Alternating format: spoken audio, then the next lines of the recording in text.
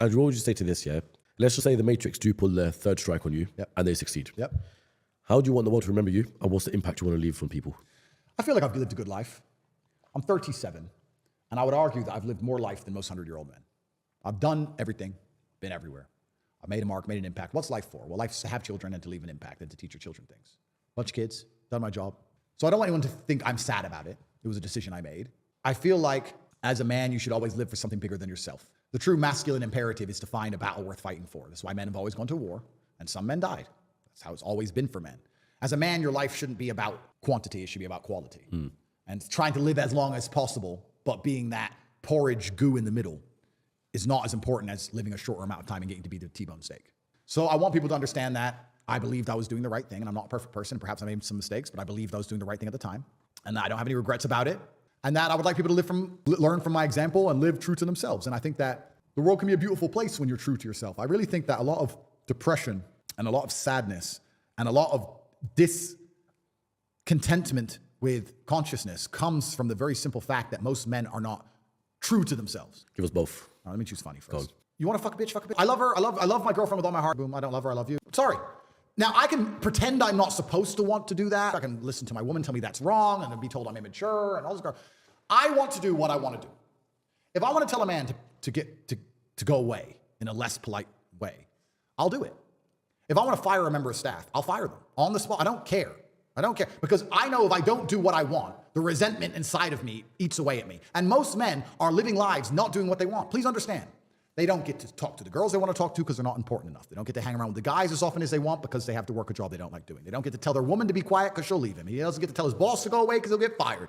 He just sits in his car, quiet and meek, filled with rage. And the best thing about being rich and important, and I guess the truest way to be happy as a man, is to be true to yourself, which is good and bad. I get to give to charity. I have a charity, takepledge.com, and I donate millions of dollars a year to charity and feed children. I love my kids. I love my friends. I love the people around me. And if I don't like someone, I tell them to get fucked. And I say it right to their face, in their eye. And if they want to do something about it, it's up to them. And I'm prepared for that too. And I get to live true to my masculine imperatives in all ways. I don't have to sit and be fake or lie or get along. I keep it real. And that is why so many men are unhappy today. They don't get to keep it real. Bro, you know what I find truly amazing? There are men out there who are afraid to tell their own woman, leave me alone, I'm busy. Because she'll give him a headache.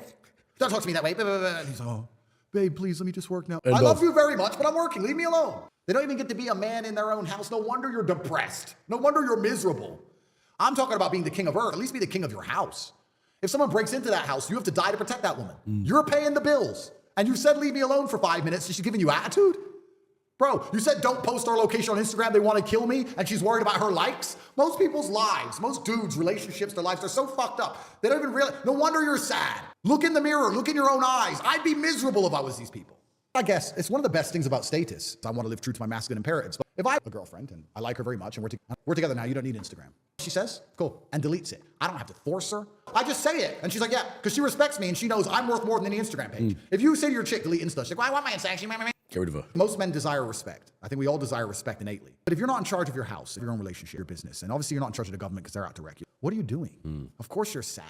I'd rather be me and get punched in the face by the Matrix and get back up, or get punched in the face and keep smiling, but at least I have some semblance of control of my empire. At least these men haven't got anything. And that's why they're so sad. And I would hate to be remembered as one of them. But they won't be remembered at all. And that's why when they die, there'll be a number. And there's always going to be numbers and names on this planet. And the names have always had difficult lives. If you look back at any battle in history, they will say 13,000 people died. And one of them was him. I'm going to be that guy.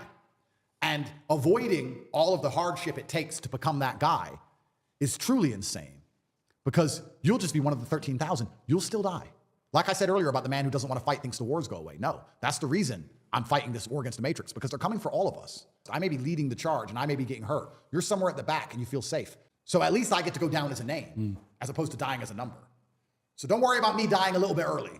Worry about yourself dying and not being remembered at all. I want to thank you very much for coming on the podcast. Thank you, sir. God gave us one mouth and two ears for a reason, so all we got to do is listen. Thank you, sir. So now I'm excited to have Tristan on it and listen to see what he says as well. Thank you, bro. My voice just completely cracked today.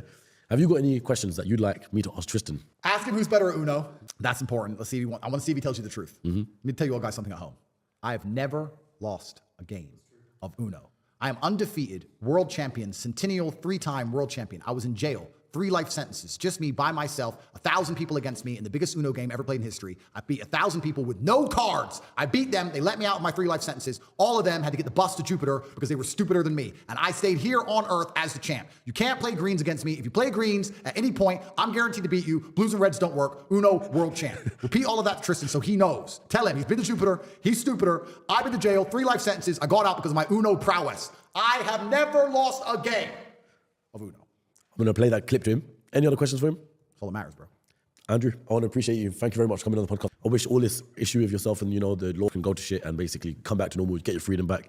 And then we'll link up in Dubai or Saudi Arabia or wherever we may be at the time. Part 3, exactly that, guys. Make sure you subscribe, like, comment. Also, I was going to plug your social, but I don't even know if you can do that anymore. Yeah. So I'll do a quick plug here. Guys, if you liked what I said today, it's the tip of the iceberg. I have to censor myself so they don't kill me right away. So if you want to hear more about what I have to say, go to corporatate.com. I have a completely free email list. You can sign up there. If you want to learn how to make money online, you can join the real world. And if you want a fraternity of brothers who understand the truth about the enslavement, which is coming for us all, you can join the war room. All of those things are accessible at cobratate.com. If you want to really piss off the educational establishment, you can go to university.com, which also leads to the real world, but using that website really makes them mad.